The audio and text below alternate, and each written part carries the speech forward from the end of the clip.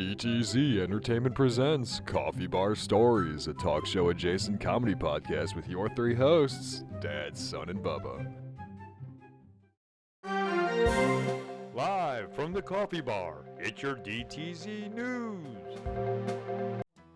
Welcome back to the DTZ News. I'm your host, Son, and for today's news, all we have is that the stories that are made up are still under construction. Other than that, go to our Facebook page and let us know what your favorite skits are. Leave us a like and also a follow. That'll be all for the DTZ News. Here's your two dad jokes. What did one hat say to the other? Stay here, I'm going ahead. I like to give a shout out to my fingers. I count on all of them.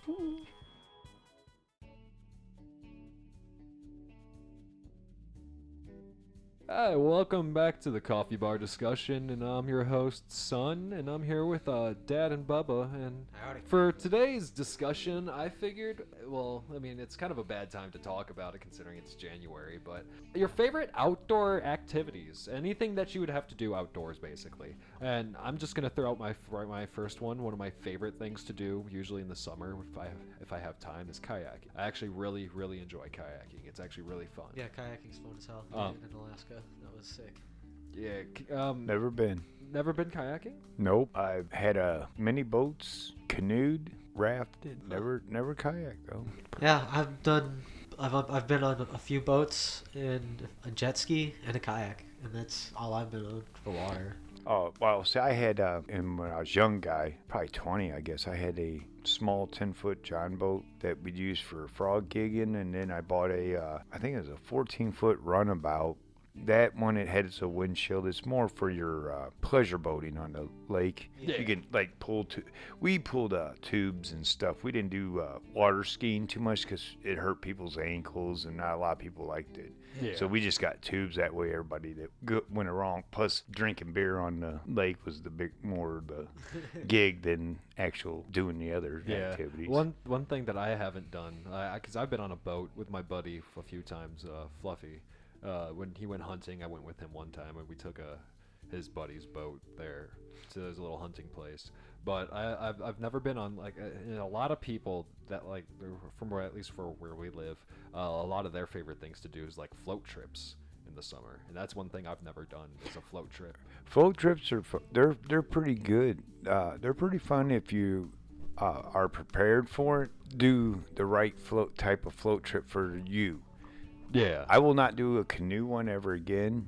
When I was a kid, they tied them together so they wouldn't tip over, things like that. Yeah. It was just a nightmare. It seemed a lot of work. Yeah. But then me and a buddy, the one that just our good friend Rick, me and him went on our float trip. I think I even told the story about that. I'm pretty sure. Yeah, I remember. Okay, with yeah. The one with employee. the raft, that was the way to go. Everything's cushioned. That if you can go on a float trip down a river, it doesn't matter where you are. If they have a raft, take it. That is the way to go. You could see families. They're all together in one boat. The kids are safe inside of it. Everybody's wearing life jackets, obviously. I didn't, and Rick didn't, but we had them. Yeah. We both can swim excellently, Yeah. I tell you, if you're going to do that kind of thing, that's something we can all do as a family. Yeah. And you ain't got to worry about tumbling over. None of that stuff happens. The only thing we got to be careful of is don't let nothing stab the boat, like branches sticking out at points or whatever, but that's not usually a problem. I've been on a float trip once. When I was in Boy Scouts, went on a float trip down, I think it was the Wabash. Went like a mile or two, floated down it. I don't know how long some of them, I know there's ones you can go that are overnighters. There's where you'll camp out along the way. That's how long it is. But a lot of them usually are, it's just so many, maybe 3 miles, 5 miles. Another thing that you can do also when you're rafting too, but we have the luxury around our area too, is the caves. I do like some caving. I know Bubba likes to cave, but I know Son definitely is a caver. Yeah, it's for whatever reason. Strangely enough, I feel zen inside caves, man. It's great. Me and Fluffy went to, I don't know, the state caves. I don't really know where they're at or necessarily where it was located at. I really don't remember the name either. Is it like a state park location? It's something, I think or it was is it something more like of that. It was like dedicated area Okay. for the cave, and like going in, it was supposed to be me, my buddy, his wife, and my girlfriend, but my girlfriend ended up having to work, and his wife ended up being sick or something. So me and him just said screw it and went by ourselves. And we didn't know that you were supposed to have at minimum 4 people with you and 6 points of light on every person. We had headlamps. That was our only point of light, and I was wearing the boots I'm wearing now, my little work boots, and just keep that in mind for the rest of this because I'm gonna continue with the story. So we ended up going in with this guy who he worked there. He did some. I guess they all of them are volunteers. Well, I think this guy was a teacher. He was a professor at a university, or he was a teacher or something like that. So he was basically just teaching us the entire time we went through it. That's a good benefit. Yeah, it was there. It's what made it so that. fun and so memorable for me. But Awesome. before we even went down, they were going over all the stuff, like make sure that you know where your feet are at all times. Make sure that you have stable footing when you're going in, because it's going to be muddy as all hell. It's running water throughout it and all that. And what they didn't warn me about is how steep the entrance is going in. When you get there, the cave is underground. It's like 60 something feet underground or something, even deeper than that. And the steps are maybe as big as your heel to get down. They got down it no problems. I had to sit on my ass and just scoot down each step because I was absolutely terrified of falling. The second you get into it, it's just immediate difference. You don't see the sky anymore. It's just completely dark, and the ambient cave noises that you would hear in like a video game, it's all you hear around you. It's actually nice and soothing. And for whatever reason, my brain, how it usually goes to the worst in like dark areas, I felt completely fine. Getting through it, as I said, it's wet, and I thought, okay, it's gonna only go up to maybe my ankle. I'll be fine. My boots cover my ankles. It was up to almost past my thigh, the water at some points. It was really deep. Yeah, you can't catch me in a cave. Yeah, it's nothing like that. Yeah, these caves. Well, we ended up talking because we were constantly going down, and then there was a ladder, like a ladder you buy from Home Depot, like set into there, tied off, and all of that. And you climb down there. That was another like 30 feet down. Altogether, I think we were about maybe 180 feet below the ground. This place sounds it's for caving, Tom. You know, it's not the type of place just for you to go with a family and it's roped off and like a place that's near us, Merrimack Cavern style. They do family type of things, but it's only if it's something you're experienced in is what they want. That's what I'm saying. If, it sounds like where you're at. Yeah. And it's even if it is a state park, it sounds like this is designed for cavers. They not, want not your family if outing. you're a minor and you're going, from what the volunteers told us, they have to have had at least 3 or 4 successful cave going-ins and smaller ones around areas before they can go inside the state park with the families. Oh, I can imagine. And apparently, adults, as long as they're in a group, they're following all the rules and whatnot, and they don't go anywhere past their comfort level. That's, I guess, fine. Okay. It's a really nice experience, especially if you get the chance to do it in like a state cave or something like that. It's a really nice experience to go into. I bet it is. It's better. It's better than the way I would prefer in my younger years, where you go in with how many beers is this gonna take? Because God forbid I get to the end of this thing or whatever, we're going in a cave and I'm out of beer, man. That was a big thing. They didn't want no drugs, no alcohol inside the caves whatsoever.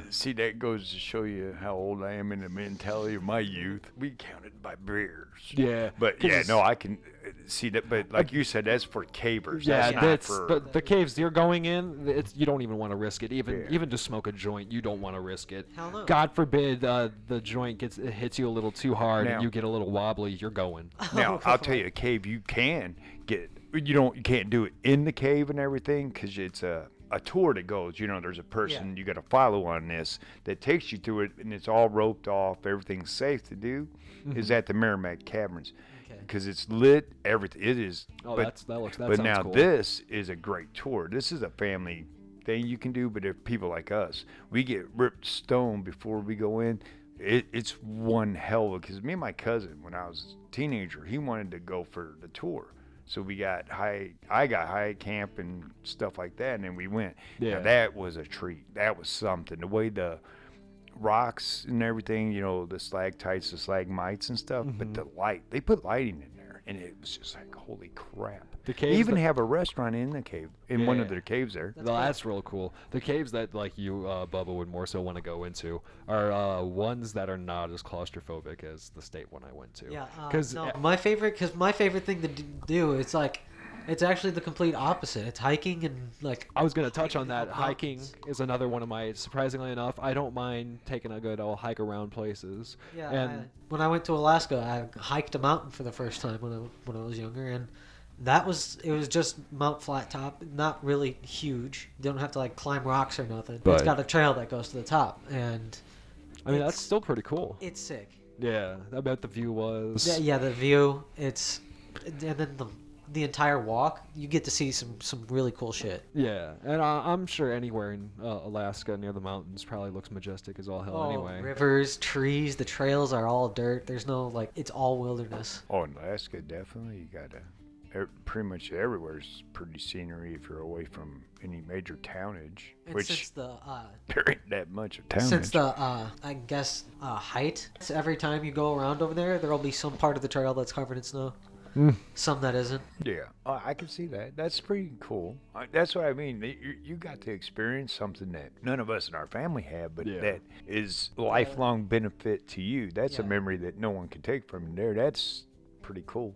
And got to see a glacier too. And that's why I think hiking has been my favorite, is because everywhere that I've gone to see that has been really fucking cool, I took my own 2 feet. Now, hiking's all right. I do like hike some trails every now and then, but I'll tell you what I really like to do was the going out when doing the actual camping, Yeah. and we Yeah. only did by tents and stuff. I mean, nowadays I couldn't survive the tent camping. My body probably would be in horrible condition next day, which would ruin my camp experience. Unless we get a camper with a bed. But yeah, I mean, if we, you know, and I don't want to buy. What are you gonna do? Buy a camper just to go camping this one summer and not go back again? You know, Yeah.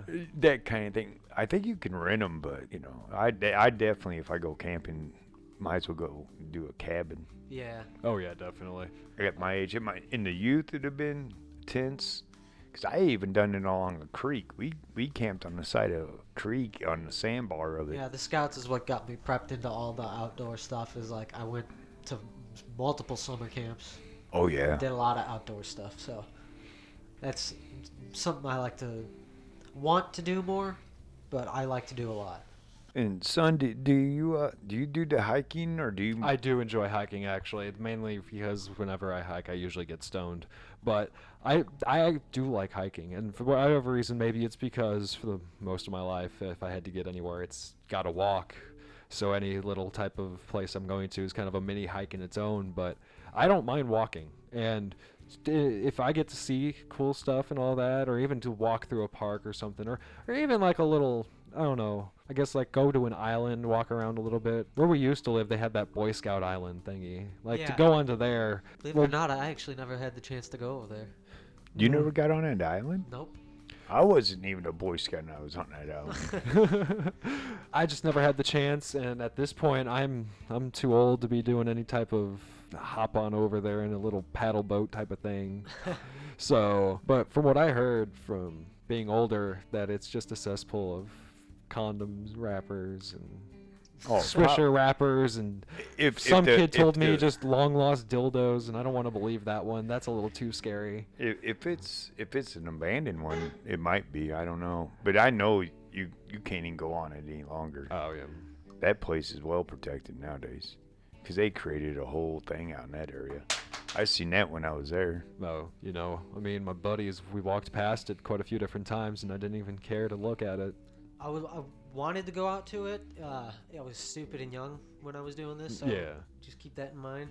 The lake was frozen over, so we were gonna walk across the ice to go to the island, and I chickened out like halfway there. I'm like, yeah, no, fuck this. The water's starting to like come up. You can see it when you take a step. Oh, Good. too late in the year or something, or not been cold long It enough wasn't- yet? I guess it wasn't cold enough, but the lake wasn't. Because frozen I know you completely can. through. I know you can go out there in the winter. 90% of the time, it's safe to walk all the way across. It's not as deep as what people think either. Yeah, but also that It's- freezing water.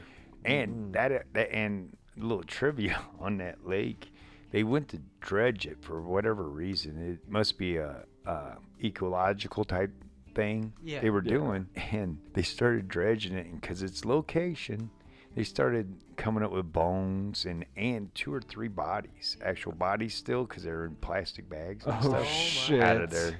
And come to find out, they were mob hits. Oh, fuck. Well, you got to see where you got to know. You know where the lake is. You know the placement. Think Yeah. about it. And you're going back.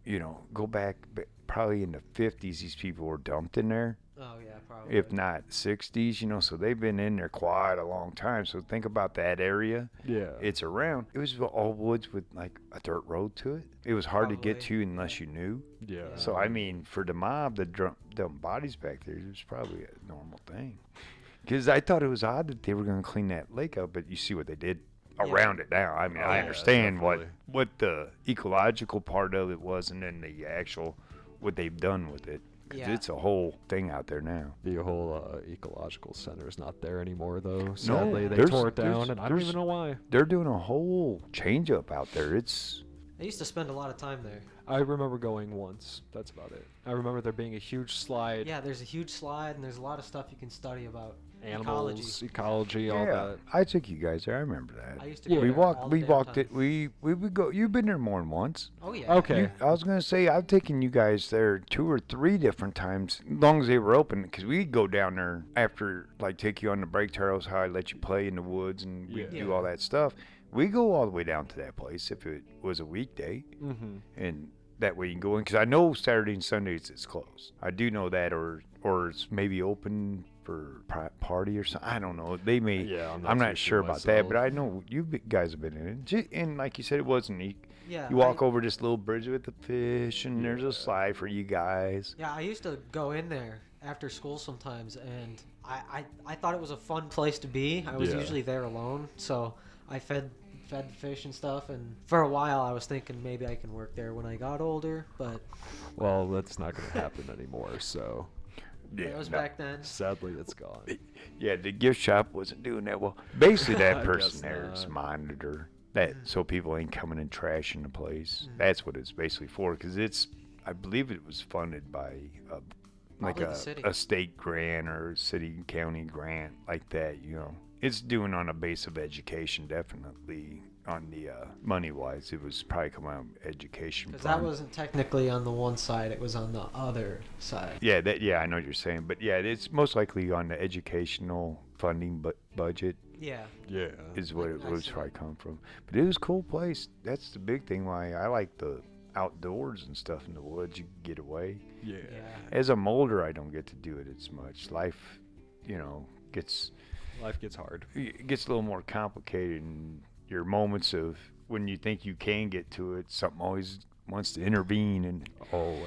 change the plan in Always. mid-drift. You know what I used to really like to do when I go camping was we used to take mini bikes with us. Mini Yeah. bikes, not motorcycles and all that. These are mini bikes, maybe 20 mile an hour top outs or 35 if you're lucky with the big fat tire. Yeah. We used to take those with us and go riding on the trails in there and stuff. And these are like the walking trails where maybe I'd say 3 feet wide at the best. Cleared out. You've seen them in the woods how Yeah. they do Yeah.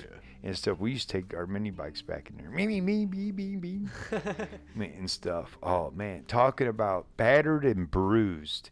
Definitely. If you didn't pull the wheel up in time as you're coming down the trail in a route that was exposed Oh, from and it's in the gonna- trail because of the water washout. Oh yeah. And all of a sudden you get jolted forward and you got a nice bruise on your chest or your shoulder from hitting the handlebar and stuff. Yeah, it's hard to wipe. On those mini bikes, they weren't, if you knew how to ride them, they were kind of hard to wipe out. You could keep yourself up and maintain going. Yeah, dude, I used to hang out with had one in his backyard. And it broke down so many times, but we used to ride it up and down his alley. Yeah, they're fun. Oh, if you can ride it, if you got a yard big enough or a place to go that's local to ride them, I say get one. They're not all that much. Save up, buy you one. Shit, If you can, it depends on state though.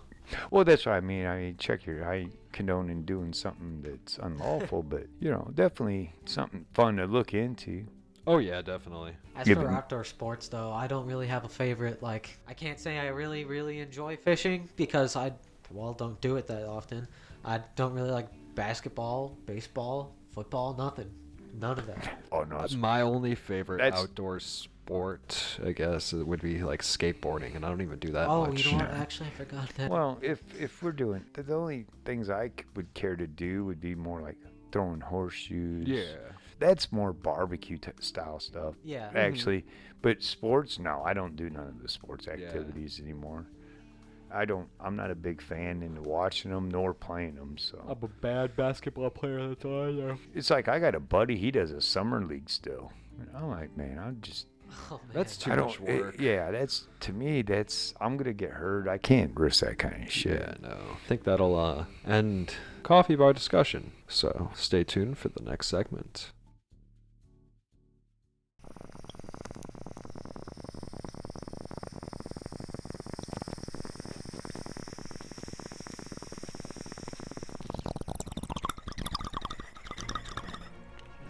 I'm bonkers for bongs. Big bongs, little bongs, water bongs, dry bongs, light bongs, heavy bongs, but most importantly, loaded bongs. Here at the Bong Emporium, we have the world's largest selection. We have bongs from Finland, Iceland, Sweden, England, Poland, and many, many other places. We even have a private members club that has exclusive offers, and these offers are so good we can't show them here. You must get into our private members club. Apply today. Bong Emporium reserves the right to deny anyone for any reason to our private members club. Rella Radio Show, Monday nights at 7 p.m. Central Time. DJ CO1. Hey everyone, I'm Bubba, the newest host of Coffee Bar Stories. Dad, Son, and I are excited to bring in Season 2 to y'all. Expect some new stories, guests, and several other new goodies for everyone. So keep your eyes out for Coffee Bar Stories Season 2 coming this November. Coffee Bar Stories is a DTZ Entertainment presentation. Now, was that a good idea?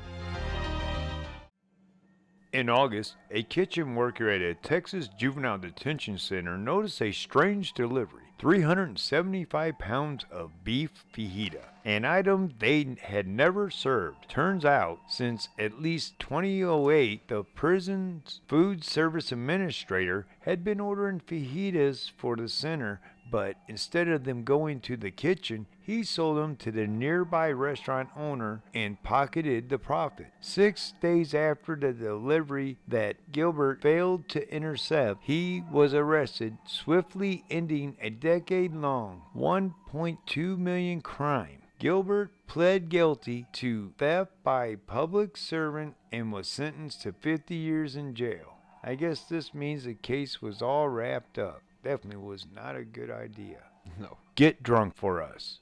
This was an unusual request a Pennsylvania police department made to its constituencies in January. The Kutztown cops posted a plea online. Participants would drink hard liquor to the point of inebriation to properly mimic a field sobriety test and train officers. The chosen few were to be between the ages of 25 and 40, sign a liability waiver, and provide a sober guardian to care for them afterwards. The department was overwhelmed with enthusiastic response. Not everyone, though, was happy with the cut of age. I had been looking to volunteer this year and help the community, wrote one presumably over 40 Facebook person. I guess I need a fake ID. Well, it's not a good idea to drink that way either, so. Put your hands together for Bubba's Corner. And here's your host. Hey guys, Bubba here, and today we're going to go over a quite interesting film called Evolution. It's from the year 2001, and it's a sci-fi comedy flick. Now, it's kind of an older, weird area comedy, kind of like, I'd call it Adam Sandler era comedy. Yeah, you can. Yeah, that makes sense. All right. The whole slapstick. Yeah, it's definitely goofy. Oh yeah. The movie starts with a meteorite flying over Earth, and then the meteorite falls to the planet, explodes, and a giant chunk of it hits and lands in the desert, and that's pretty much the catalyst of it all. Now, the entire circumference of the movie is this meteorite falls to Earth carrying extraterrestrial life, and the extraterrestrial life on the meteorite starts to evolve very quickly and reproduce very quickly in large numbers. So it's kind of like a zombie outbreak thing, except for with aliens instead. Okay, so like basically it runs through an what would be, I guess, well, on Earth would be considered millions of years of evolution. This is done what?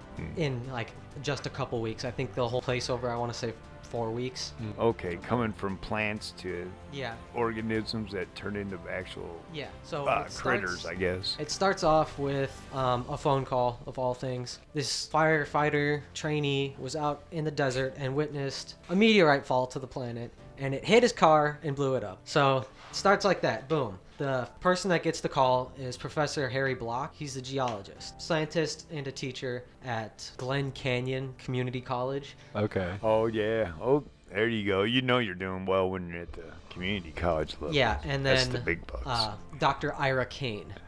So Harry gets the call and then tells Ira about it. Harry has a USGS license that he purchases offline. He got from the internet. Yeah, he What's got it the from internet. USGS? Huh? What's the USGS? United States Geological I don't know, dude. Geological Survey? Something like that, yeah. Okay. The fossil diggers, those guys. He gets that, and they go out to the meteorite landing area the next day. And they see the guy, the firefighter, and he's sitting there talking about how he wants his car back. Someone's got to pay for it. Can't really pay for a car that just got hit by a meteorite, so there's like no law against that.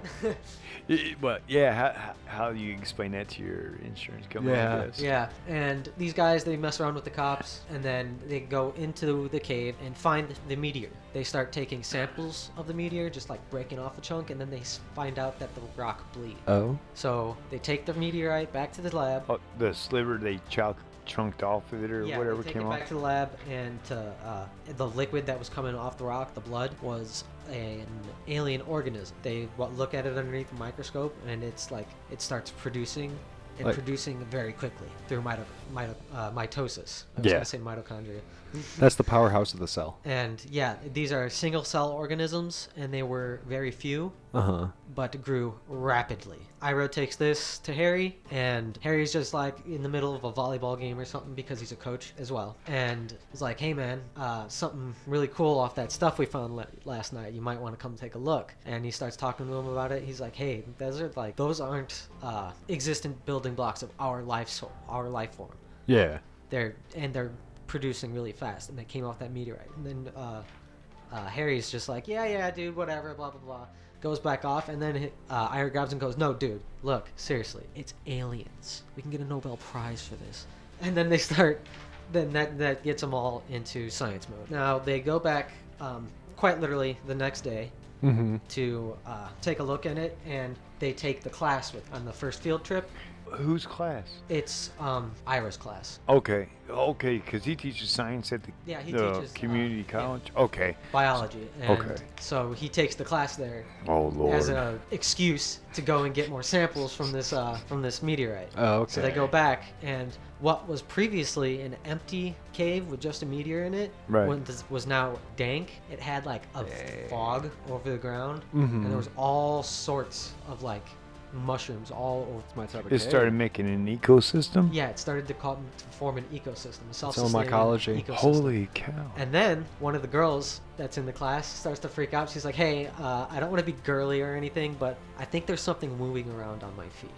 And Ira goes down, takes a look, and it's just a bunch of flatworms. Oh. Yeah. Alien flatworms. Right? Alien flatworms that were not there the previous night. Oh man. So they take it, they look at it, and they find out that they can't breathe oxygen. Every time- Outside of so once that he picked it up above the fog, we'll say Yeah. so much above the fog, then it was actually an oxygen only, and it died. Yeah. Okay. Okay. So the little ecosystem was making its own atmosphere for these aliens to live on. So it had evolved to that far already, from bacteria, from just little cells, bacteria cells, to an entire self-containing ecosystem in 24 hours. Because this movie's called Evolution for a reason. They take them back with them to try to find out what these things are.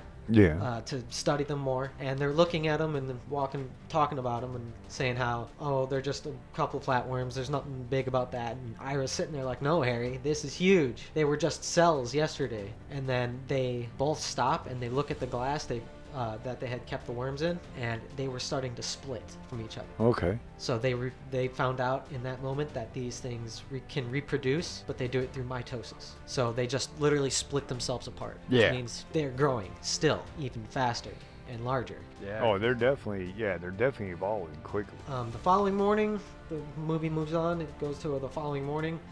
Ira goes up to Harry and says, hey, these worms, they've developed into 3 different subspecies overnight, which is like 3 different species of flatworm. Yeah. Of alien flatworm, I guess. And then the movie goes on even further because it's a lot of filler between these little information snippets they give you. The movie cuts back to the firefighter. His name is Wayne, and he works at a country club. Now, he was the first dude to see the meteorite, and his car got hit by it. Yeah. Linking some dots together now. Turns out he had trailed some alien goo on his shoe. Oh. And one of the flatworms had gotten into the pool system. Oh, shit. And it evolved Evolved in water. into a fish. Yep. That's what happens when So you give he aliens finds water. that he witnesses it and he freaks out. He's like, okay, what the fuck? And it gets sucked into a pipe, and then he just walks away like nothing happened. As one would. I would. So there's the first alien sighting. Oh, no. So they were basically starting to work their way out of that cave system, and they're overgrowing their area they were started out in. And Yeah, what ends up happening is they want to go back to see what more they can do. Yeah. I think they went back to actually go get the meteor to like take it out of the crater that it made. Yeah. But by the time they got there, they were greeted by the military. Yeah. And the military tried to get them away from it, saying, hey, you guys have nothing to do here. No part, nothing. Uncle Sam showed up, and it's over. Yeah, they lay claim, and you're done. Yep. Being a part of the USGS, yes, Harry said, hey, I was here first. I found this thing. I want to talk to the general. Uh-huh. So they go to meet the general, and it's in this little bit of news goodness that we find out that Ira knows the general. Oh. And it's not on very friendly terms. Oh. Even worse. Movie progresses. They finally find out why. They milk it out of him, and it's because Ira had developed an experimental anthrax vaccine that he gave to 140,000 soldiers. The side effects caused debilitating stomach cramps, severe diarrhea, memory loss, partial facial paralysis, temporary blindness, drooling, bleeding gums, Oh, God. erectile dysfunction, uncontrollable flatulence. Holy shit. And the army called that the Kane Madness. So he was kicked out of the army for doing that. Oof. Yeah, you don't go around making accidental anthrax vaccines, I guess. Yeah. So when they tried to bring that up with the court, that was the reason why they decided to keep him away from the site. They couldn't go on the site anymore. It was done. Nothing they can do. Oh, and then to make things even worse, the military went to the college, to their lab, and took all of their shit and wiped their files clean. Oof. That's normal. The minute that he already knew that. They probably were, as soon as they walked in the office or their area where they kept everything, it was overturned, I'd imagine. Oh yeah, it's crazy. It's wild. And the funny thing is the guy who plays Dr. Ira Crane. Yeah. It's the same actor as the guy from X-Files, Agent Mulder. Nice. And throughout the movie, he makes so many puns and like nods towards the fact that they could be the same person. That's actually funny. Yeah, it's really funny because throughout the thing, Agent Mulder doesn't like the fact that he works for the FBI. Mm-hmm. Right? He said in Evolution, Harry said that they should bring the meteorite up with the cops or something like that, and Ira said, no, I know the government. They'll take everything. And then that's when they find out they literally did take everything. Yep. Usually. Oh, yeah. That's how it goes for them. Okay, so after all of this happened, they decide, hey, let's go break into the site. So they go back, the crater, which was now a government, like, science lab facility. Mm-hmm. They go to that site and break in under the disguise of Dr. Ira's old army uniform Yeah. and old army fatigues. They cut through a fence and break into this place Oh God. so they can go and get another specimen. So they get in there. They go down the. They have to go down a like elevator they have set up and an airlock and shit now. Like it's Yeah. all high tech now. It's not just cave. Okay, so it's like they probably came in like with a dome or something put Yeah. on there the whole night and locked it down to where there's Yeah, it was only locked access tight. by their way. And then they had to wear suits to get into the cave now. Yeah.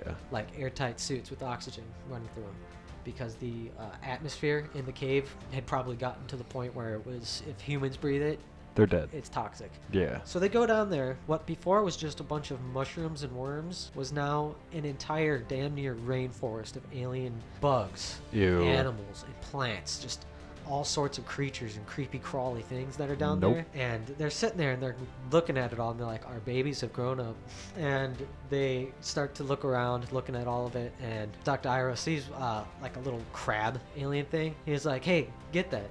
We came here for a specimen. Might as well get one, right? Yeah. So while he's doing that, Harry bends over. He's gonna go get this thing, and a alien mosquito makes its way into his suit. cut a It's- hole in and- his suit or Yeah, something. and then for a while it doesn't go anywhere from there, and then they get caught. They're Yeah, snooping well, in yeah, the being down government there. facility. While they're trying to explain what they're doing down there, the fly shows up again inside Harry's suit. He's like, there's a bug in my suit, there's a bug in my suit. He starts freaking out. They go to turn on the oxygen because remember, these things can't breathe oxygen. Oxygen kills them. Yeah. Well, that doesn't mean they're stupid. Mm-hmm. It took refuge in the only place it could find, right inside Harry's asshole. And actually, right here, just gonna play a little clip from that scene. How are you going in? Rectally. I'll get the lubricant. There's no time for lubricant. There's always time for lubricant. All right, flip him. Go. Pretty funny bit. That's probably the funniest thing in that movie. Like, Oh, that's the definitely. entire part.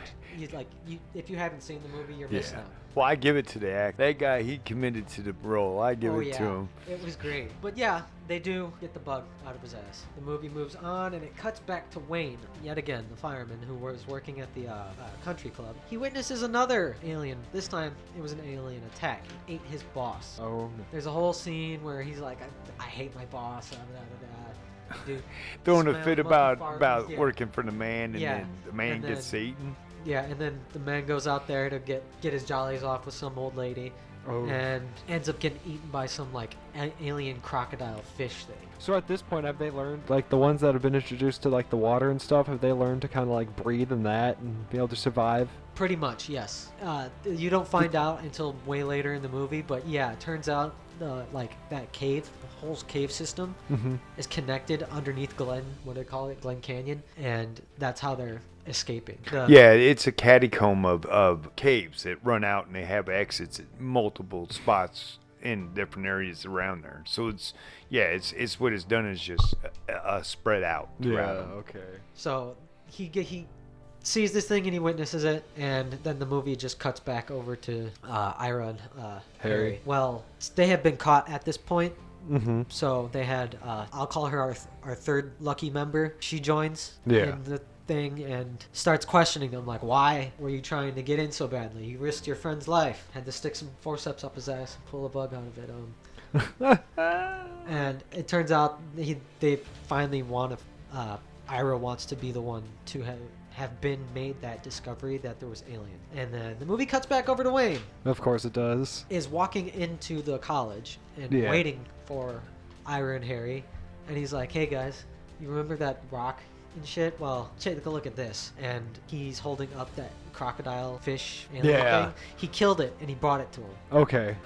So And he shot it with like a shotgun or some shit, didn't he? no, he was the first witness to see an attack. Okay. So Harry and Ira keep him with, I guess. I'm thinking of a different part in the movie. Well, no, he takes them to them guys. He don't Yeah. like the government anyway. Uh-huh. And it's at this point that the posse begins to realize that only reason these things haven't taken over yet is because they can't breathe oxygen. Right. But they're still evolving. So basically, they can't actually leave the cave system. They can't exit yet because they get out there, then they can't breathe, and Yeah. and they suffocate basically, Yeah. or whatever it is, and fall out. Pretty much, but now that people were starting to get harmed, they needed to put it down. They needed to shut it down, get the alien life form eradicated, right? Yeah. You can't have something like that just show up and within a couple of days just turn into something and already eaten people. Oh yeah, no. Can't have that at all. So they go to Dr. Reed with this information. They find out a whole bunch more information about the government bullshit, and then she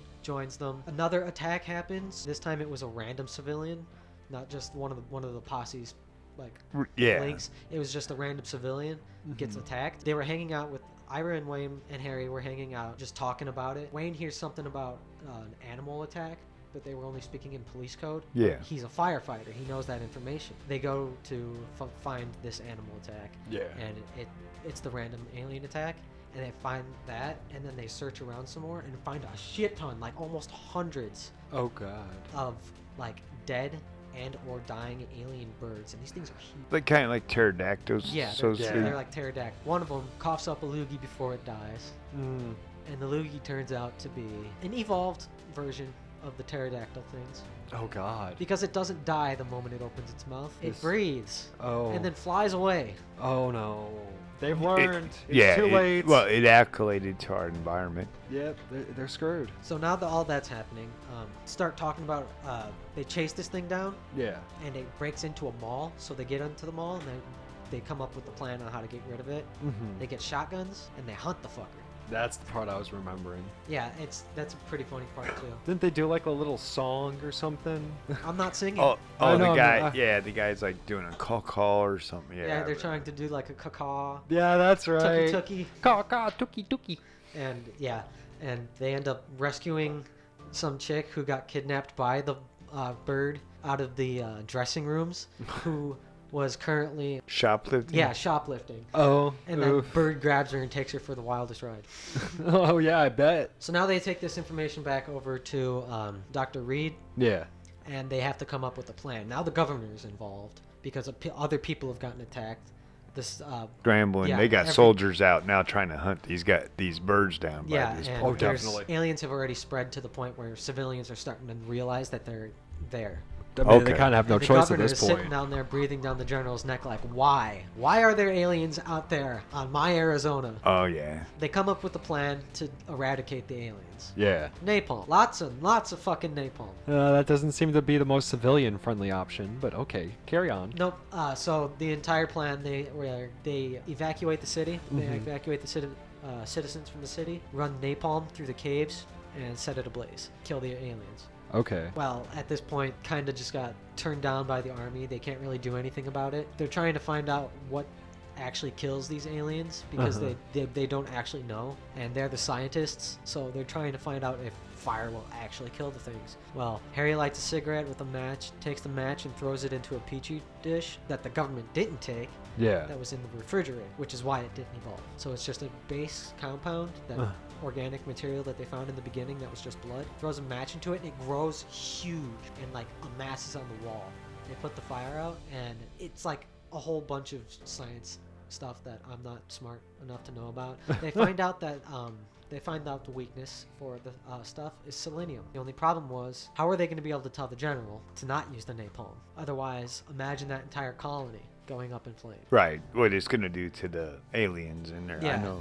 They're on a giant rush. They find out that they can get selenium from Head and Shoulders, Shampoo. the shampoo. It's the active ingredient. It's the active ingredient is selenium. So Yeah, that's right. they get like 500 gallons of selenium, and Wayne puts it inside his fire truck, and they go down to the mine. While all this is happening, the army is getting ready to set off the fireworks. So they're down there, they're inside the cave, getting ready to start doing what they're pumping in the selenium. Mm-hmm. When they do, the army does start lighting the napalm. Oh, God. Everything starts to blow up. You see the alien goo. It all starts forming in on each other, just forming one gigantic, massive mountain-sized organism that erupts from the earth.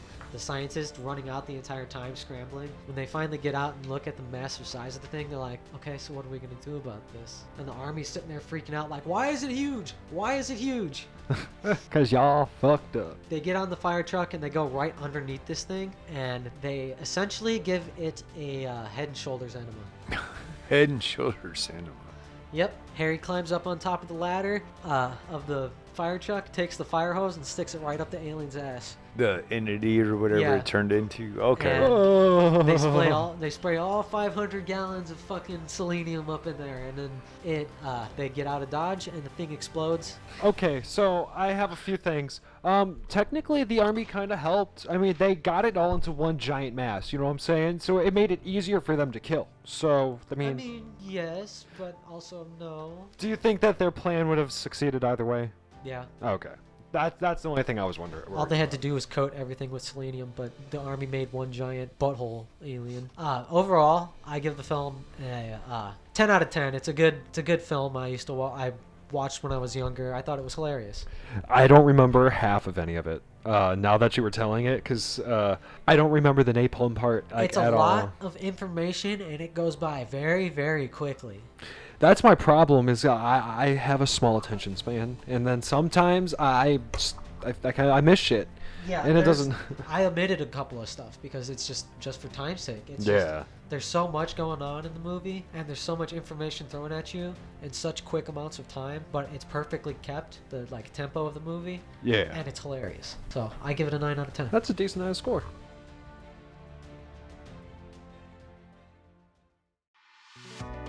You're listening to the DTZ Podcast Network.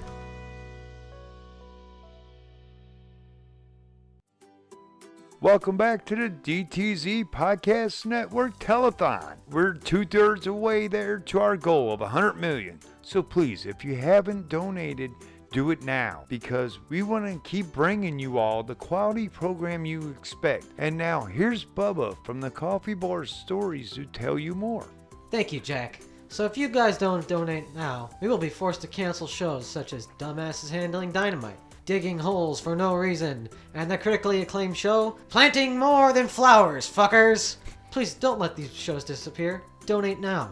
Thank you, Bubba. I see we're getting closer, folks. So please keep the donations coming. I hate to see my favorite shows like Punching Hoes and Slapping Bitches get canceled. They are so friendly of a family show. Please donate now. Last time on the Scamics, Peter and Bob Scamic were talking about their cousin Willie's problems. I'm telling you, Bob, Willie's biggest problem is he doesn't know how to talk to women. Nah, it's not that. We're gonna have to face it. He's just as dumb as box of rocks. Look at all the stupid shit he's done. You mean like eating 6 X-Lax thinking they were candy bars? Yeah, just like when he ate 4 bean burritos before I went to the barn. While there, he talked to a girl and ended up shitting himself in front of her. Then tried to tell us he was still had a shot at taking her home with him. I'm thinking, what for? So she can clean him up and change his diaper? Oh, hell, let's not forget Cousin Willie's ultimate backfire. Blown up in the face incident with his 300-pound bartender girlfriend. Oh yeah, I didn't think Willie was gonna survive it. That's no shit. Who would have thought that taking downers and drinking booze could be so dangerous with sex? He should have never let her on top, pass out right on top of Willie crushing him. I know it's a good thing his mom had walked in on him before it was too late. She acted quickly and got an ambulance and a crane there to help. Yeah, he even made it on the local news. I guess that makes him a local celebrity. Tune in next week, folks, for more Scamics.